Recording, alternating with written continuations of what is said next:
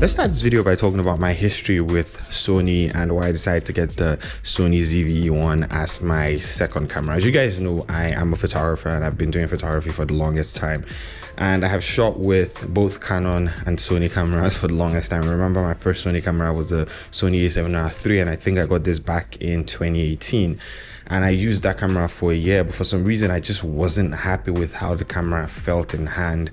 And another thing was I wasn't really ready to dive fully into the Sony ecosystem because I still had a lot of Canon lenses. So when the Canon EOS R5 came out, I quickly bought that camera and I sold my Sony a7R III, and since then I've been using the Canon EOS R5. But last year I decided that I wanted to switch to Sony. I wanted to keep both the Canon and Sony ecosystem, and I just felt like I was missing out on testing out a lot of third-party lenses, like my Viltrox lenses that I have right now and the Suri lens that I have. So now I have a few lenses for my Sony ecosystem, and I want another camera that could take advantage of that. I want a dedicated video camera for my content creation and also for client work. So the million-dollar question became, what camera should I get? I looked at the FX3 and I felt like the FX3 was a little bit too expensive for what I needed, to be very honest. And also I just feel like that camera is probably going to get a replacement very soon. And then from there, I looked at the A7C Mark II. The problem I had with that camera was it shoots cropped 60p, and then, you know, like it shoots 120, 1080. And I wanted something that was kind of like my R5, funny enough, because my R5 shot full frame 60 frames per second and then full frame 120 frames per second. So the only other option was the Sony ZV-E1. So I've been looking at this camera for probably about 6 months. So I went on Facebook Marketplace, searched for a Sony ZV-E1 and got one for $2,000. Canadian dollars, by the way. This situation was kind of peculiar because I did not want to invest so much money in buying a body that I know that in the next year or two I might actually sell. Remember, I'm not 100% sure because I don't know what Sony has that's coming out soon. And in all honesty, it shouldn't matter if you're just like somebody that is looking to get a video camera or a camera in general for work.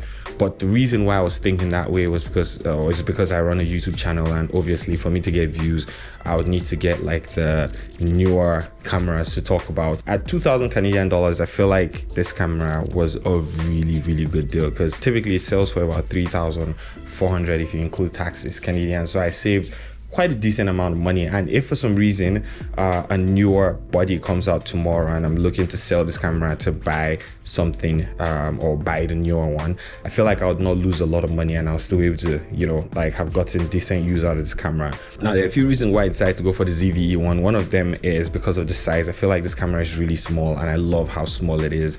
The second reason that I decided to go for this was because it's very video centric. You know, it's made for videos for the most part. You know, it has the same sensor as the FX3, and I think the A7S III, I don't know, man. These cameras have a lot of numbers and I don't know, but yeah, so it has that 12 megapixel sensor and it shoots amazing videos. I've been using it for a little bit now and I love the video that comes out of this camera. The third reason why I decided to go for this camera, in all honesty, is because this camera, in my own opinion, is the best budget video camera that you can buy out there right now. For the price that I got it, especially if you're trying to get off the used market, I feel like it is amazing for what you can do. Now, a lot of people have spoken about overheating and all of those other things, but to be very honest, I live in Canada.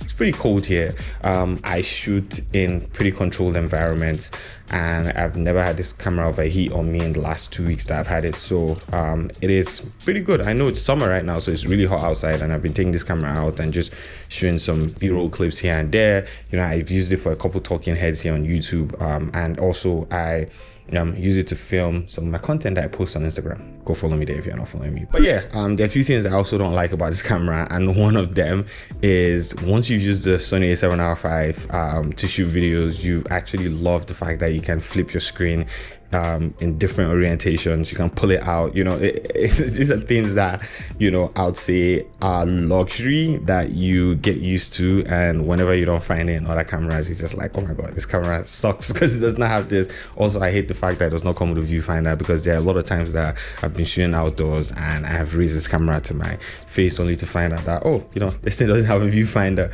But these are not deal breakers in my own opinion. I feel like the quality of this camera, the size, the price of this camera, if you're getting off the used market, these are things that make this camera such a compelling buy. And I'm not only using it for my YouTube, I'm also using it for like my work, paid clients, and it's just a great camera in my own opinion. So yeah, like I said, this is not a review, but I feel like if you're looking for a dedicated video camera that can do full frame, 24, 30, 60, 120, comes with Sony S-Log 3, comes with a bunch of things that you get in the more expensive cameras, but in kind of like a small prosumer body, you know. I feel like this camera is an amazing buy in my own opinion. But anyways, thanks so much for watching this video. See you guys in the next one. Have an amazing day, guys. Peace out.